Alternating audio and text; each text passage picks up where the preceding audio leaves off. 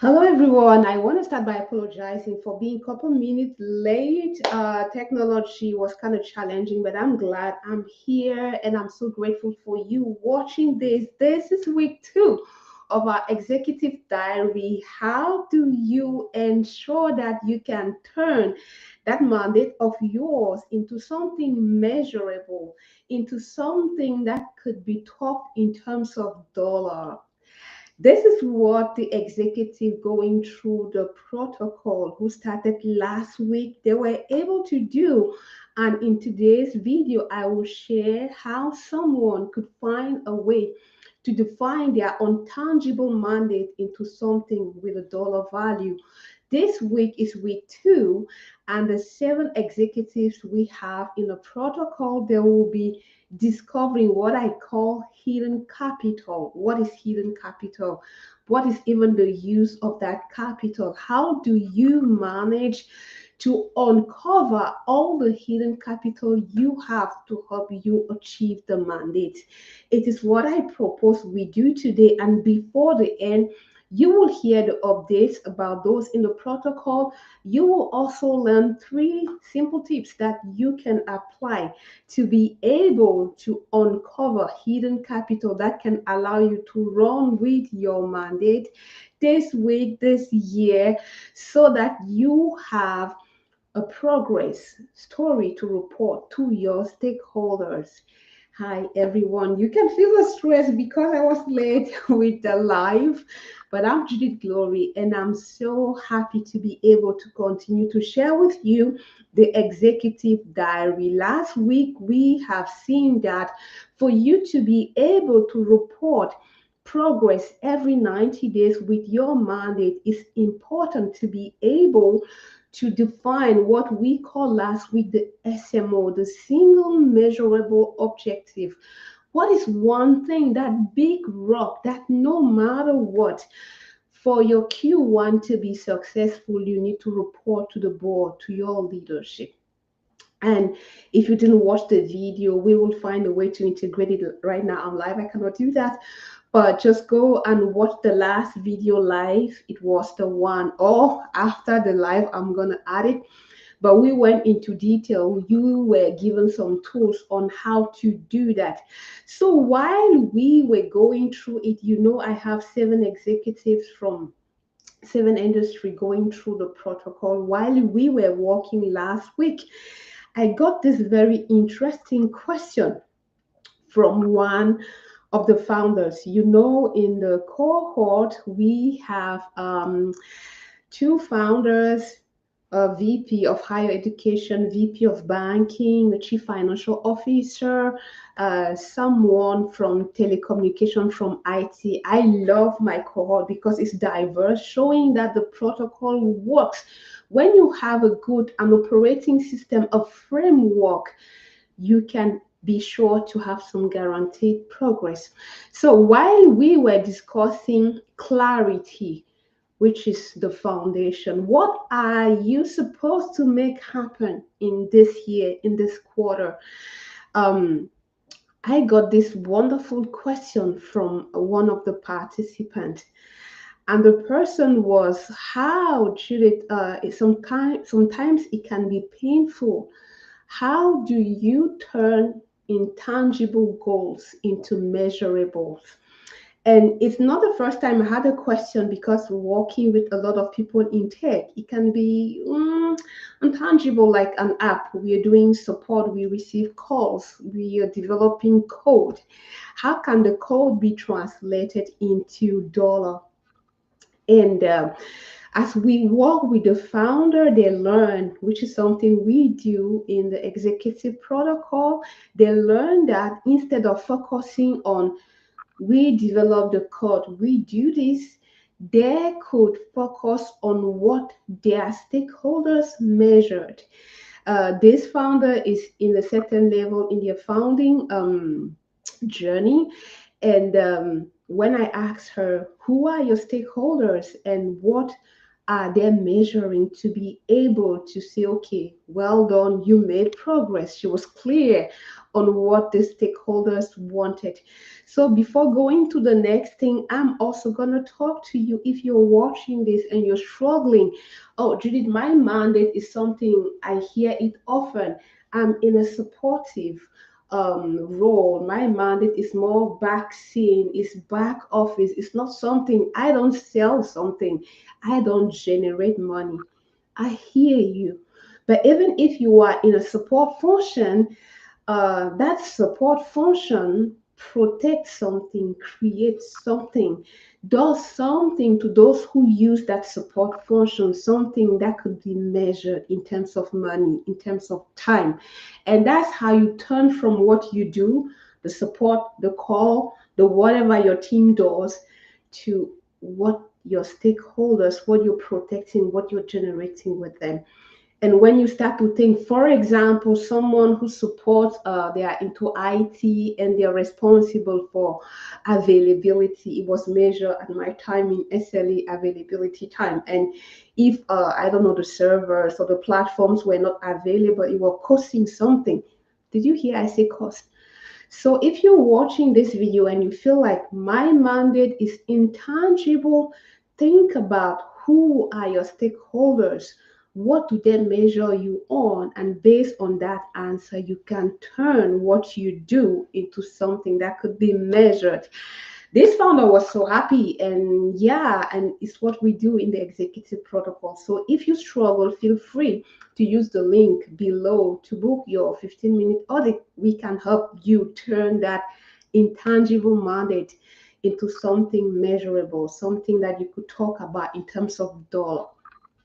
This is week 2, and in week 2 it's all about uncovering what you have, because when you get clear, on okay, the big thing that needs to happen is for us, I don't know, to make progress with the app, is to develop, to transform our whatever we do using AI, which is something common a lot of organizations are working on. That's the big thing for the year. For if we break that down, what needs to happen this quarter, when you get the clarity we talked about last week, the next thing a lot of people will be thinking about is to go and ask for money, go and ask for um resources, and you'll be surprised or not if I tell you the next thing to do is not. It's not to go and ask and push and start the fight. If you're watching this, Athena, instead of, okay, I need to go and unlock the next thing, the budget is taking a lot of time. I'm proposing something. Go and uncover what you already have. It's what I call the hidden assets. There are a lot of things that you already have that could be leveraged to help you make progress with that mandate that is yours. And a lot of people, like, we just neglect it. And I see this tendency, even in our natural day-to-day life. It's so easy for us to say, well, okay, for us to travel, an example, if we want to travel vacation, we need to buy. And what about what you already have as a mom? Okay, I need to receive some people, I'll invite people over for dinner or for a weekend.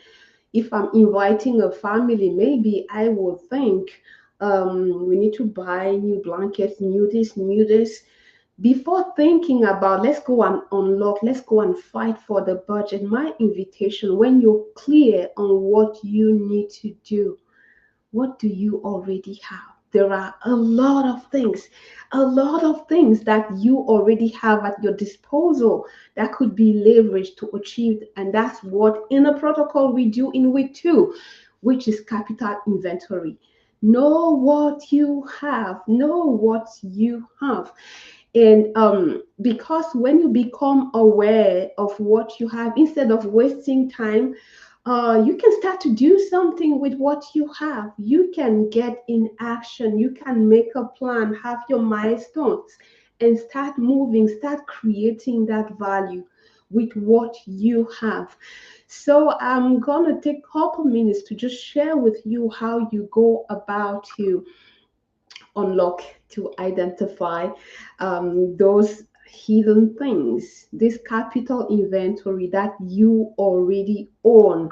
Strategy number one, this is something that these are the three strategies I'm proposing to share with you that you can go and leverage to help uncover what you already have. Borrowed authority, what does that mean?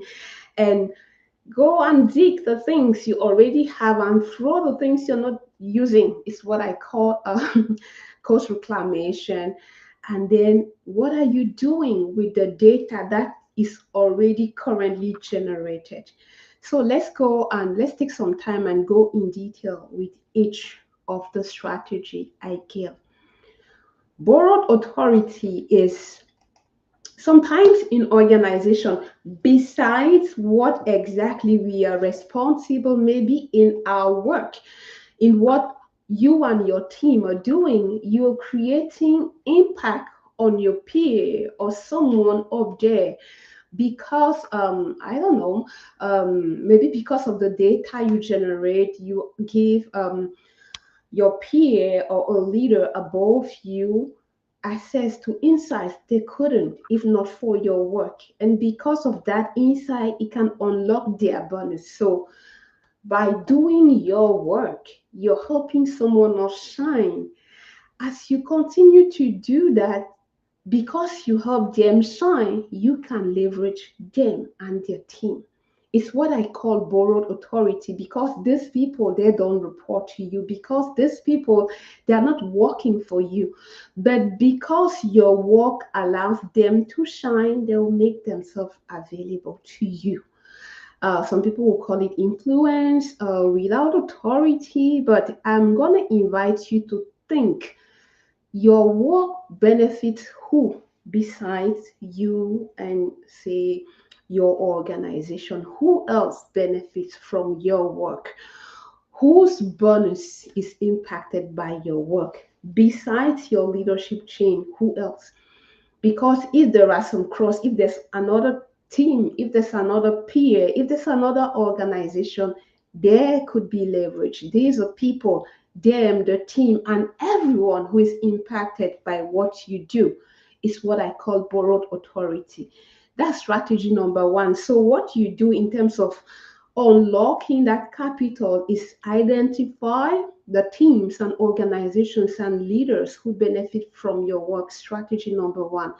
Strategy number two, to unlock that hidden capital, is in organizations, sometimes there are some projects that are like 50, 60, or even 70% completed, but they do not contribute to what we talked about last week, your single most important objective. You know that. Just reflect on what you are working on. There are some things, some projects, some meetings, some, some even some regular meetings being held for projects that are not like current, that do not account for the priorities of this year or not of this quarter. So the invitation is to identify those things and kill them. What do I mean by killing? Well, if the initiative or the project do not contribute on the key priorities, why would your engineers, why would your team, why would you put any resource to work on that if does not contribute to the current priorities? That's another place where I see a lot of leaders uncover capital, because stopping, making a pause, and disabling those initiatives will free your people, free resources that could actually be put to work on that single most important measurable thing that needs to happen. So that's strategy number two, for you to go and uncover resources you already have. It's not like you need to go and fight for approval, it's already there. Pause, Reflect what are the projects that your people are working on that do not contribute to the single most important objectives you're working on. Kill them, you're freeing resources for other things. And then the last strategy I propose to help you uncover all the assets, what I call capital inventory that you already have, is passive data. What data is being generated as you and your team are doing the work? And what are you doing with the data already generated? The idea here is to go and identify everything you already have. Are you creating a report? Are you go and look for how is the data flowing as you and your team are doing the work? And what are you doing with the information in that data? If you can just capture and analyze it, you may be surprised by everything that comes out of it. These are three things I suggest you give a try. And those three strategies, they are not like something hard. You can implement them with your team right after watching this. Strategy number one: who are the teams and organizations benefiting? Whose bonus, promotion, visibility, reputation is affected by what you do? Make a list of those people and what they have, because this could be leverage. This is what I call borrowed authority. Strategy number one. Number two, make an inventory of your initiative, particularly those that do not contribute to the big rock, and kill them. You'll be freeing resources. Strategy number three essentially is what is being collected in the process of your work and what insight, because you might already have a source of data that proves progress and you're not just using it. This is what I call strategy number three. This is at the executive level. If you're watching this and essentially maybe you are a new leader on a role and you're wondering, okay, Judith, I would like to know more about the assets, what I have for you. I propose what I call the be do have. As a leader, what are the qualities that you have? For you, what are the quality? I don't know, strategic. I have a lot of influence. I'm a great communicator. No, who are you being? What do you have in terms of skills, in terms of experience, in terms of network? And then B, what do you do and what you have? So you do this for you as a leader, for your team, for the organization. And the more you go through these various levels, you will identify a lot of things that you already have. I like to stress on it. You don't need to work or create, you already have those things. And now that you're aware of those things that you have, what can you create? How can they help you achieve that single measurable objective we talked about? The next week, after you become aware, after you uncover this capital inventory, the next thing will be to put together the inventory and the goal, which is what we'll be talking about next week, because week 3 is all about the roadmap, having a clear plan on how you will deliver on that single measurable objective with evidence to show progress every 90 days.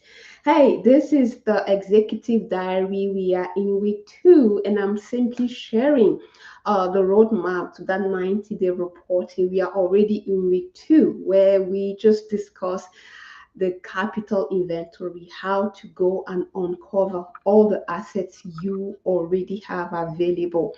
As I was saying just a couple minutes ago, next week we are going to turn this data, the assets you have, the borrow authority, the people, the experience, the reputation, to create a roadmap. Who does what by when, as measured with evidence, with these are the questions we'll be answering next week. Hey, you want to hear how the executive in the protocol are doing? subscribe to the newsletter, and follow us on social media. You have a question and maybe you want to know something more specific, feel free to type your question below the video. You know someone who might benefit from watching this, please share. You know, sharing is caring.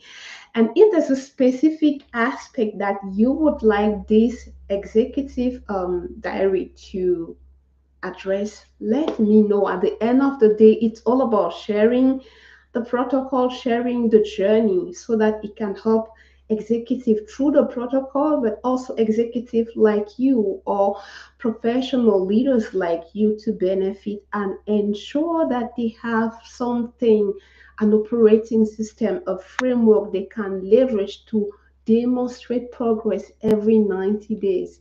We are in week 2, and so far, 7 executives, they have ideas on what they need to make happen before the end of March. And next week, I can tell you more on all the assets they were able to uncover. I already have in mind one person. When they went through the material, they actually identified they needed to do a lot of process improvement because there were some things that are there that are not used. And this is what we do in the protocol, helping you get clear on what needs to happen, get clear on the stakeholders, get clear on what they want to see, get clear on the measurable. It's all about measurable, because if you don't measure anything, you're just being busy. We want you to move from being a busy executive into someone that provides data to back up the progress they're sharing, the story they're telling. So if what you see speaks to you, feel free to reach out, because we have started, we've opened the next cohort that starts in April. So if you want to be part of the next cohort where we'll be working with you to install that operating system, let us know. The link is below the video. If you have a question, if you still doubt, maybe just take the 15 minutes audit and discuss so that we can address all the questions you might have. As for me, I can't wait to meet you next week to share not only the wonderful assets the executives in the protocol were able to uncover, but also to share with you some key things to create a working roadmap, some ways to check if your roadmap is a great one, has everything needed to satisfy and deliver the results needed to satisfy your stakeholders. Did I forget something? Well, if I forget, I'll add later on.